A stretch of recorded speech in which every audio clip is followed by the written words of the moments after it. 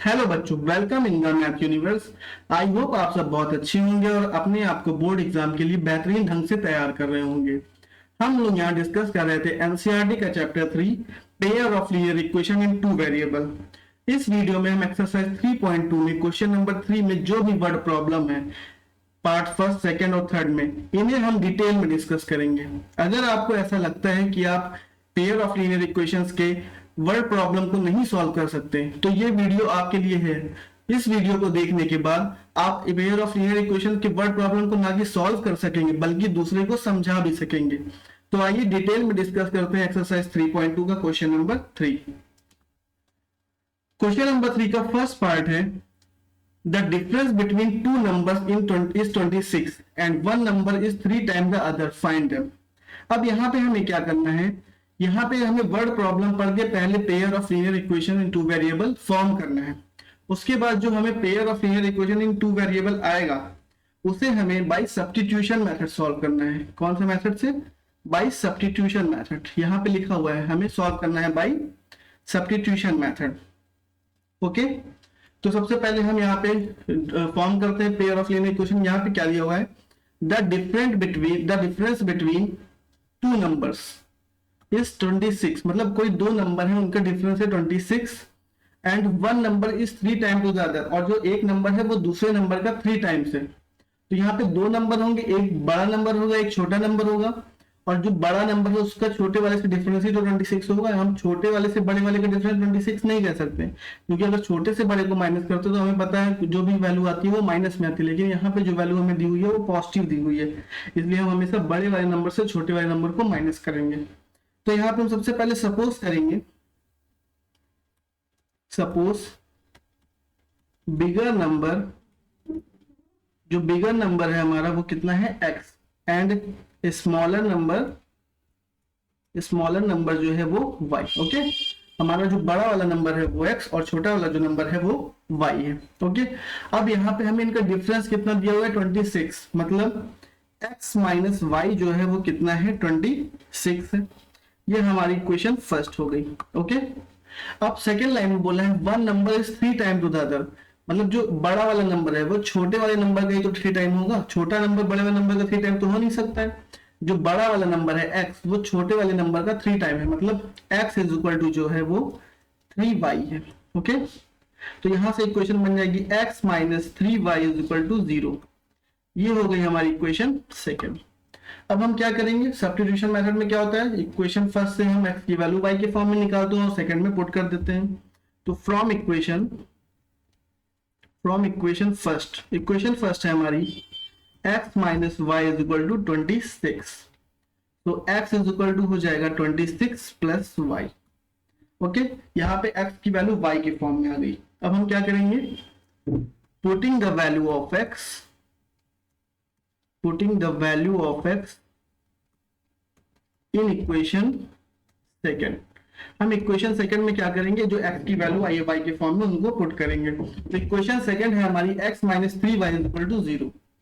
तो यहाँ लिखेंगे x minus 3y is equal to 0। Okay, तो यहाँ से x की वैल्यू हमारी कितनी आई थी 26 प्लस y, तो यहाँ x की यहाँ पे हम पुट कर देंगे 26 plus y minus 3y is equal to 0।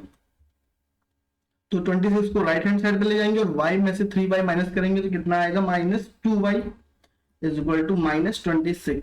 Minus से माइनस कैंसिल हो जाएगा, 2 से 26 कैंसिल होगा, तो यहाँ पे 2 बन जाएगा, 2 से 3, y इज इक्वल टू आ गया 13। ओके, हमारा y इज इक्वल टू हो गया 13। अब हमें x की वैल्यू भी फाइंड करनी है, इस y की वैल्यू को किसी भी क्वेश्चन में उठा के पुट कर दें, हम x की वैल्यू आ जाएगी। Putting the value of y in equation first में पुट कर देते हैं। तो फर्स्ट इक्वेशन हमारी क्या थी, x minus y is equal to 26, x minus y is equal to 26। So y की वैल्यू यहाँ पे पुट करनी कितनी, 13 इज इक्वल टू 26। तो x इज इक्वल टू हो जाएगा हमारे पास 26 प्लस 13। तो यहाँ से x की वैल्यू आ जाएगी हमारी 39। ओके, x की वैल्यू आ गई 39 और y की वैल्यू आ गई 13। तो हमने क्या सपोज किया था, बिगर नंबर को x सपोज किया था, तो यहाँ से हमारा आंसर क्या आ गया, जो बिगर नंबर है वो कितना हो जाएगा 39, और जो स्मॉलर नंबर है स्मॉलर नंबर है जो हमारा वो कितना हो जाएगा 13। ओके, यही हमारा आंसर हो जाएगा। आप चेक कर सकते हैं 39 से 13 माइनस करेंगे तो कितना आएगा हमारा 26 आएगा। और यहाँ में क्या दिया हुआ था, उन दोनों का डिफरेंस कितना है 26। और दिया हुआ था जो बड़ा वाला नंबर है छोटे वाले नंबर का 3 टाइम, तो छोटा वाला नंबर का 3 टाइम करेंगे तो कितना आएगा 39 आ जाएगा बड़े वाले नंबर के इक्वल। मतलब हमारा सोल्यूशन एकदम करेक्ट है। ओके, नेक्स्ट क्वेश्चन देखते हैं। नेक्स्ट क्वेश्चन है the larger of to supplementary angle exceed the smaller by 18 degree. तो यहाँ पे एक टर्म दिया हुआ है सप्लीमेंट्री एंगल। इस क्वेश्चन को समझने के लिए सबसे पहले समझना पड़ेगा सप्लीमेंट्री एंगल क्या होता है। सप्लीमेंट्री एंगल ऐसे एंगल्स होते हैं जिनका सम 180 डिग्री हो। ओके, ऐसे दो एंगल्स जिनका सम 180 डिग्री होता है उसे हम बोलते हैं सप्लीमेंट्री एंगल। जैसे ये हमारे पास एक लाइन है, इसके ऊपर कोई दो एंगल बन रहे हैं, यहाँ एक एंगल यहाँ है, एक एंगल यहाँ है। इसको मान लेते हैं x और इसको मान लेते हैं y। ओके, तो x प्लस y का सम अगर 180 डिग्री होता है तो वो ये दोनों एंगल क्या होंगे हमारे सप्लीमेंट्री एंगल होंगे। ओके, तो यहाँ पे हम सपोज कर लेंगे, suppose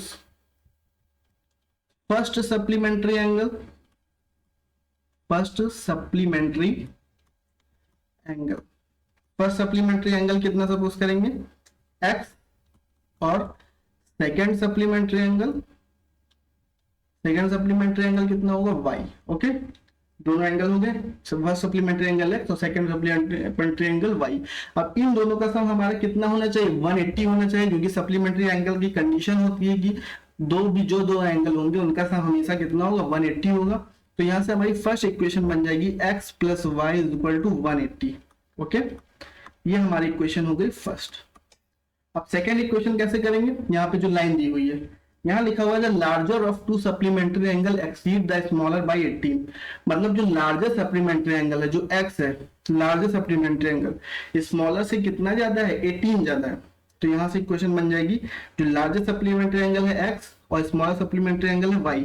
larger supplementary angle smaller supplementary angle से कितना ज्यादा है 18 ज्यादा है, तो 18 प्लस कर दिया मैंने।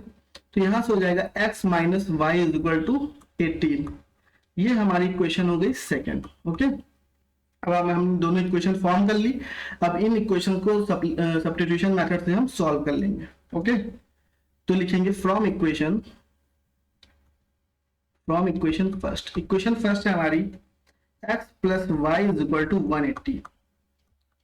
तो x की वैल्यू आ जाएगी 180 माइनस वाई। ओके, अब इस x की वैल्यू को सेकेंड इक्वेशन में पुट कर देंगे।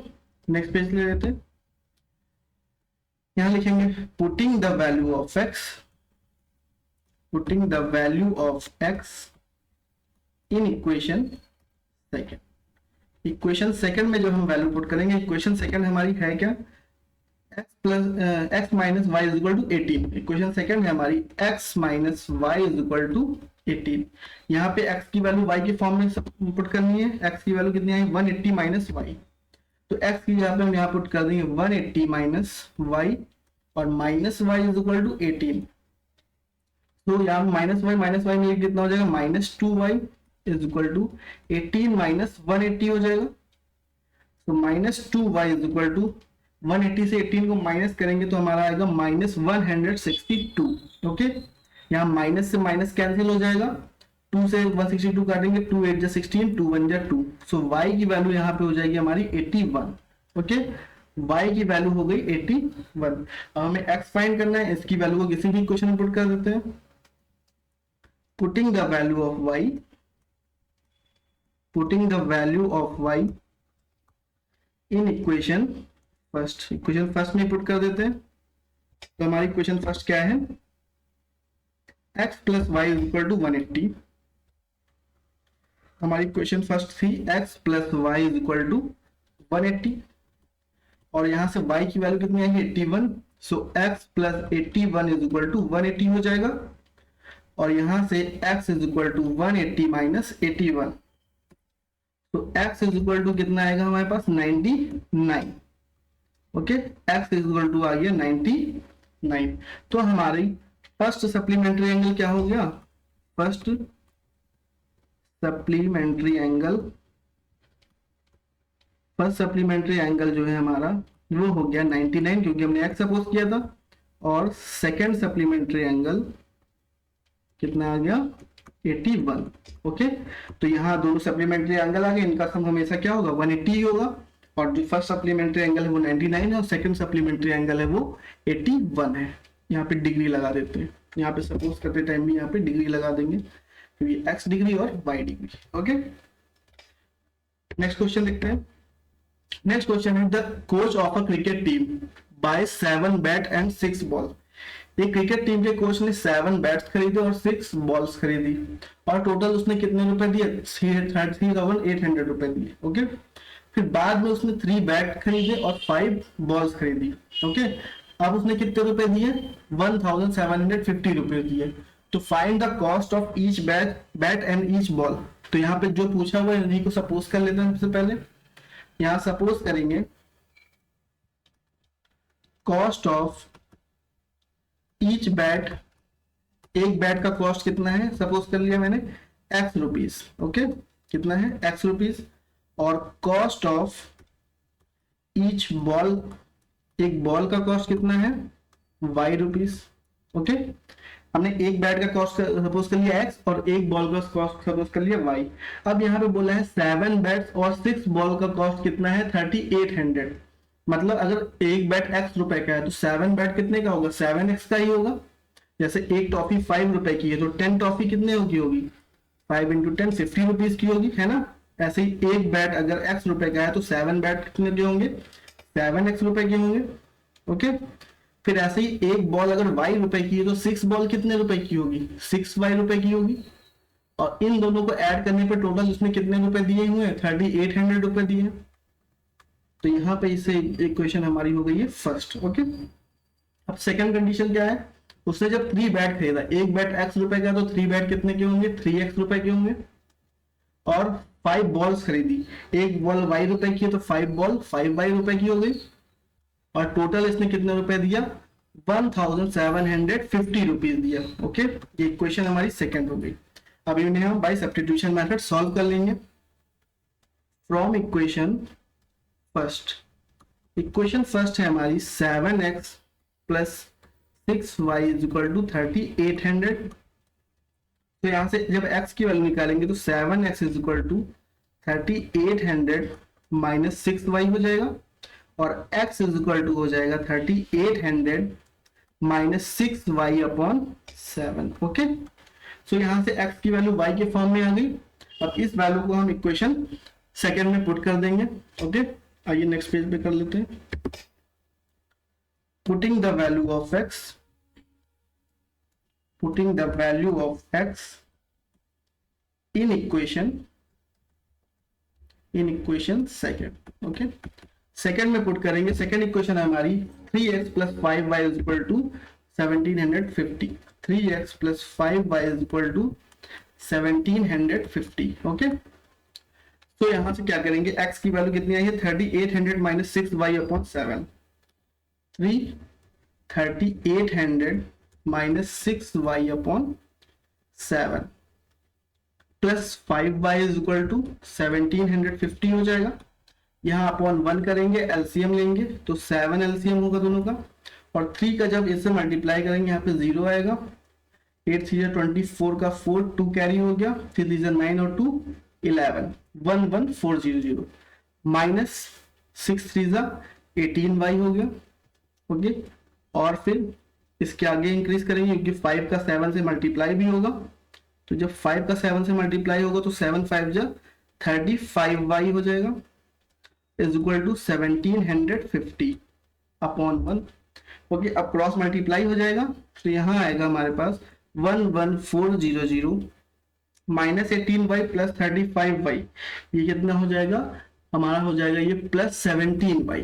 ओके, और जब 7 को 1750 से मल्टीप्लाई करेंगे, 0 से मल्टीप्लाई करेंगे 0, 7 5 जा 35, 5 3 कैरी, 7 7 जा 49 और 3 52, 2 5 कैरी, 7 1 जा 7 और 5 12, तो यहाँ आ गया 12,250। Okay, so 17y is equal to हो जाएगा 12,250 minus 11,400। So 17y is equal to हो जाएगा हमारा, यहाँ पे 0 से 0 जाएगा 0, 5 से 0 जाएगा 5, और फिर यहाँ पे 12 से 4 जाएगा 8 हो जाएगा, फिर बाकी 0 हो जाएंगे। ओके, अब 17 से इसको काटेंगे तो 17 5 जा 85 तो 50। तो यहाँ से y की वैल्यू आ गई हमारी 50। ओके, यहाँ तक समझ में आया, y की वैल्यू हो गई 50। अब हमें x की वैल्यू भी फाइंड करनी है, तो यहाँ लिख लेंगे putting the value of y in equation. First में पुट कर देते हैं, किसी में पुट कर सकते हैं। फर्स्ट इक्वेशन है हमारी, क्या है हमारी फर्स्ट इक्वेशन है 7x + 6y = 3800। 7x + 6y = 3800। Okay, तो यहाँ से y की वैल्यू हमें कितनी पुट करनी है 50। तो 7x प्लस, जब 50 को 6 से मल्टीप्लाई करेंगे तो कितना हो जाएगा 300 हो जाएगा, = 3800। तो 7x = जब 3800 से 300 को माइनस करेंगे तो हमारा आ जाएगा 3500 हो जाएगा। तो x = कितना आ जाएगा, 7 5 जा 35 होता है 500। तो x की वैल्यू आ गई 500। ओके, तो यहां से हमारी x की वैल्यू हो गई 500 और y की वैल्यू हो गई 50। तो हमें क्या पूछा था, x क्या है, किसका कॉस्ट था, बैट का कॉस्ट, और y किसका था, बॉल का कॉस्ट। तो बैट का कॉस्ट कितना हो गया, 1 बैट, एक बैट का कॉस्ट कितना होगा 500, और 1 बॉल का कॉस्ट कितना आ गया, 1 बॉल का कॉस्ट जो है वो आ गया 50। ओके, ये 500 रुपीज और ये 50 रुपीज। ओके, सो आज के लिए इतना ही। नेक्स्ट वीडियो में हम इसके आगे के पार्ट को डिस्कस करेंगे। ओके, अगर आपको इस क्लास की पीडीएफ चाहिए होगी तो आप डिस्क्रिप्शन लिंक से इस क्लास की पीडीएफ को डाउनलोड कर सकते हैं। अगर आपको वीडियो अच्छी लगी है तो प्लीज लाइक, शेयर और सब्सक्राइब जरूर करिएगा। Okay, thank you.